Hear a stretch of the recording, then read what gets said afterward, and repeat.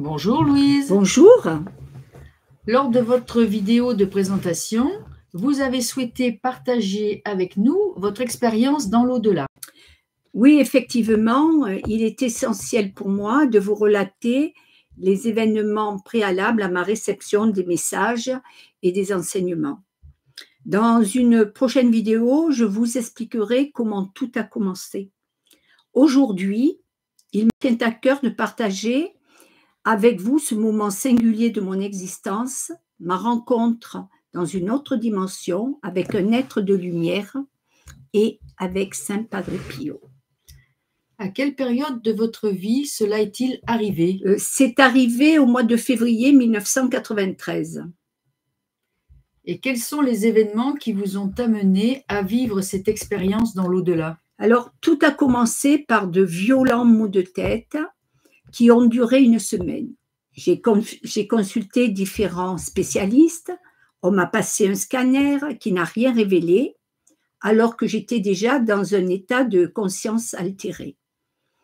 Ces douleurs étaient si intenses que j'ai perdu connaissance à plusieurs reprises, jusqu'au moment où ma vie a basculé dans un voyage vers une autre dimension. Ce moment a été pour moi un instant de libération. Plus aucune douleur, jamais. Jamais je n'oublierai ce moment où je me suis sentie enveloppée. J'avais l'impression de m'enrouler sur moi-même dans un bien-être extraordinaire, tel un fœtus, une paix et une sérénité magiques. J'ai alors entendu la voix de ma belle-sœur qui disait « Enlevez-lui ses bijoux ». Pourquoi voulait-elle m'enlever ses bijoux? Je me suis fait cette réflexion à haute voix, mais aucune réponse. Elle ne m'entendait pas.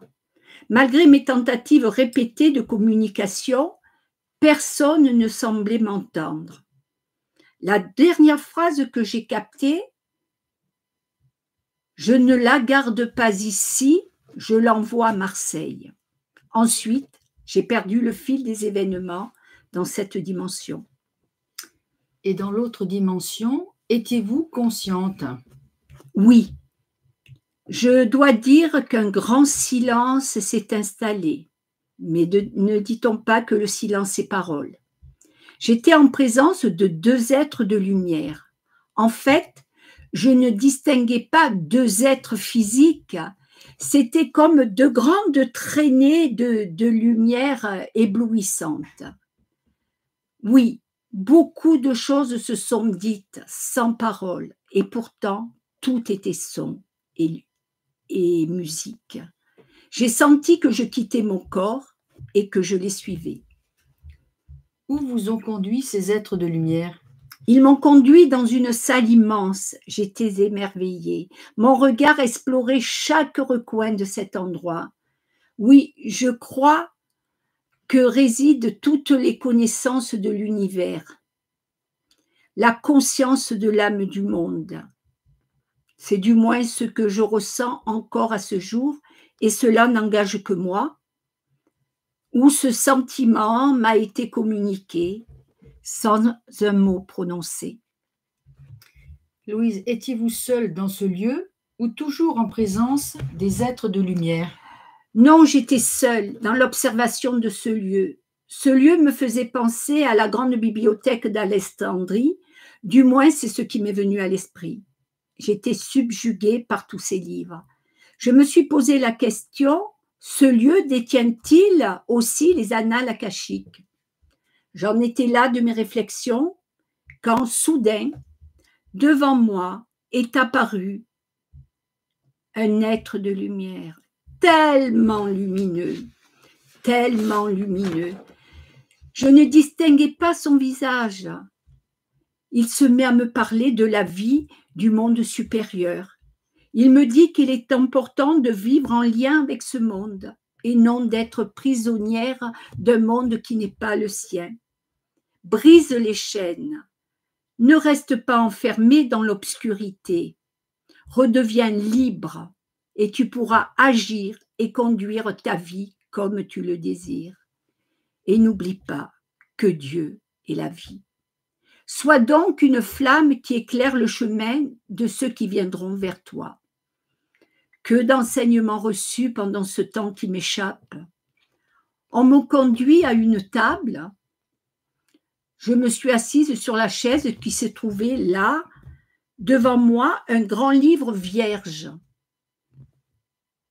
qui est une plume que je prends et qui me permet d'écrire des enseignements ésotériques que je reçois tirés d'un manuscrit, la Kabbale.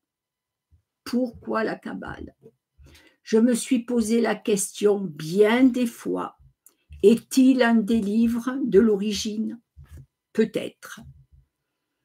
Je suis plongée dans ce travail d'étude qui occupe mon esprit quand soudain un bruit très fort détourne mon attention.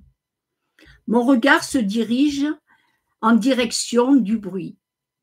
D'où venait le bruit? Là, je vois une porte. C'est la première fois que je vois une porte de cette dimension. Même dans les films de science-fiction, je n'ai jamais observé une telle porte. Je dis entrer. La porte s'ouvre et entre un homme vêtu d'une robe de bure marron, avec sa capuche et sa corde, avec ses 3 nœuds, qui sont 3 vœux qui signifient obéissance, pauvreté et charité, qui les distinguent, eux les frères mineurs. Je me dis, un moine franciscain. Ses yeux se posent sur moi, je me mets debout, j'avance vers lui, je le reconnais, je crois rêver, mais non, c'est bien lui. Son regard est doux et lumineux, son sourire chargé de tendresse, lui, celui de qui l'on dit qu'il est souvent en colère. Je vois son humilité. Le capucin dépouille est là devant moi, je prends ses mains dans les miennes, je les regarde, les stigmates ont disparu.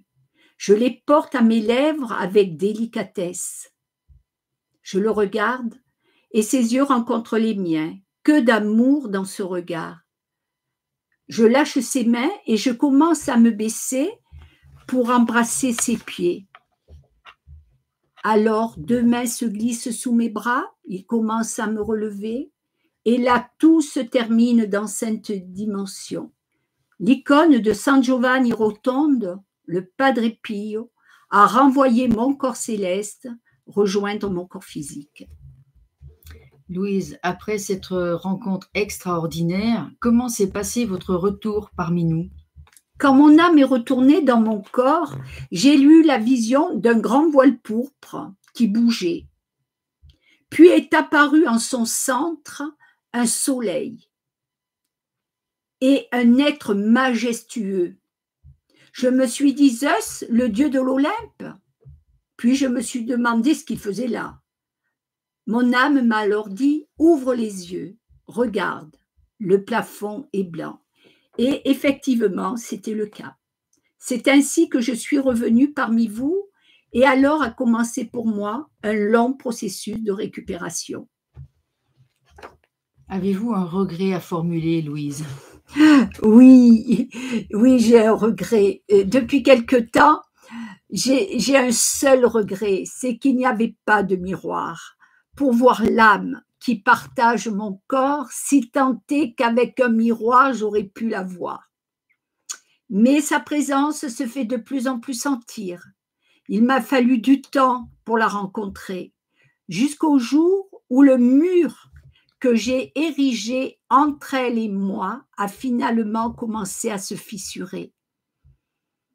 Que j'ai compris mon errance et tout le temps que j'ai perdu à chercher à l'extérieur ce qui était à l'intérieur de moi. Louise, il vous tient à cœur de nous faire partager un message en lien avec Padre Pio. Oui, effectivement, je tiens à partager avec vous un message reçu le vendredi 15 août 2014 de Saint Padre Pio. 15 août, jour de l'Assomption, jour très important pour nous les Corses. Et je me trouvais à cette époque-là dans mon village qui s'appelle Antisante. Et juste avant la procession, j'ai reçu ce message de Padre Pio dont je veux partager avec vous. Il s'en dit sur moi, il s'en est dit et il s'en dira encore. Ce que je désire, c'est que l'on se souvienne de moi comme d'un homme d'amour et d'humilité. Cet amour et cette humilité qui étaient en moi et ma foi, une foi sans faille, qui m'ont permis d'être ce que j'ai été lors de mon passage terrestre. Mon âme, tellement tuée à aimer mon Seigneur et mon Dieu, ne pouvait se nourrir que de sa présence. C'est sa présence qui a soulagé ma souffrance et sa force m'a porté. Jamais vous ne pourrez comprendre les souffrances que j'ai endurées pour tous vos péchés. Porter sa croix, ce fut mon plus grand bonheur, car je soulageais aussi un peu la sienne. Mes enfants, quand prendrez-vous conscience qu'il faut avant toute chose vous aimer les uns les autres si, vous aussi, vous voulez alléger le poids de sa croix? Dans ma prochaine intervention, je vous raconterai la réception du premier message et comment tout a commencé. Merci de votre attention. N'oubliez pas de vous abonner et à bientôt. Merci Louise. À bientôt.